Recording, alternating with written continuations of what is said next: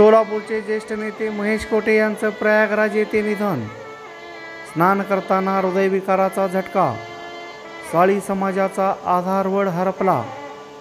सोलापूर महानगरपालिकेचे माजी सभागृह नेते तथा राष्ट्रवादी काँग्रेसचे नेते महेश कोटे यांचं कुंभमेळ्यात प्रयागराज येथे स्नान करताना मंगळवारी सकाळी 7 वाजता हृदयविकाराच्या तीव्र झटक्यानं निधन झालं. महेश कोटे यांचं सोलापूर महानगरपालिकेत चांगलाच राजकीय दबदबा होता. पूर्व भागातील राजकारणावर त्यांची चांगली पकड होती. ते सोलापूर महानगरपालिकेत अनेक वर्ष सभागृह नेता म्हणून काम पाहिले. गेल्या विधानसभा निवडणुकीत ते सोलापूर उत्तर मतदारसंघातून राष्ट्रवादी काँग्रेस पक्षाकडून निवडणूक लढवली होती.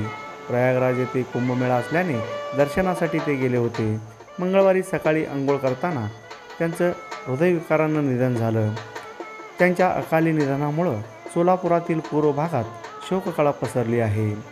कुंभमेळ्यात प्रयागराज येथे स्नान करताना तीर्थक्षेत्रस्थळी मृत्यू येणं हे निव्वळ योगायोगच म्हणावं लागेल.